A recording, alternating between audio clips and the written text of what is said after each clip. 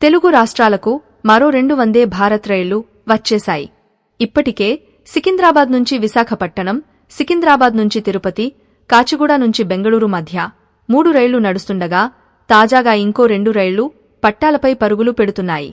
సికింద్రాబాద్ నుండి విశాఖపట్టణం మార్గంలో మరో వందే భారత్ రైలును ప్రారంభించారు. విశాఖపట్టణం నుంచి భువనేశ్వర్ వరకు కూడా వందే భారత్ రైలు ప్రారంభమైంది. ఈ రెండింటితో కలిపి తెలుగు రాష్ట్రాల్లో మొత్తం 5 వందే భారత్ రైళ్లు నడుస్తున్నాయి. తెలుగు రాష్ట్రాల్లో వందే భారత్ రైలు ఎక్కనివారు చాలా మంది ఉన్నారు. కనీసం ఒక్కసారైనా ఎక్కితే బాగుండని అనుకుంటుంటారు. అలాంటి వారికి అద్భుతమైన అవకాశం ఒకటి ఉంది. ఇటీవల ప్రారంభమైన విశాఖపట్టణం, భువనేశ్వర్ వందే భారత్ రైలులో తక్కువ ధరకే ప్రయాణించవచ్చు.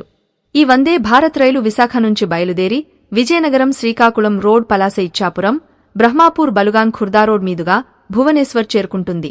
ఈ మార్గంలో మీరు పలాస నుంచి ఇచ్చాపురం వరకు 380 రూపాయలకే ప్రయాణించవచ్చు. కనీసం ఒక్కసారైనా వందే భారత్ రైలు ఎక్కాలనుకునేవారు ఇలా ట్రై చేయొచ్చు. పలాస నుంచి ఇచ్చాపురం జర్నీకి 30 నిమిషాల సమయం పడుతుంది. అంటే 380 రూపాయలు చెల్లించి అరగంట పాటు మీరు వందే భారత్ రైలు ప్రయాణాన్ని ఆస్వాదించవచ్చు. అరగంట జర్నీకి 380 రూపాయలంటే చాలా ఎక్కువని మనకు అనిపిస్తుంది. ప్రస్తుతం మన దేశంలో హైస్పీడ్ రైలు ఇదే. అందులోనూ అధునాతన సౌకర్యాలున్నాయి. రైలు లోపలి భాగం విమానాన్ని తలపిస్తుంది.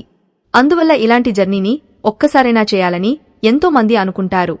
అలాంటివారు సరదాగా అలా వెళ్లి రావచ్చు.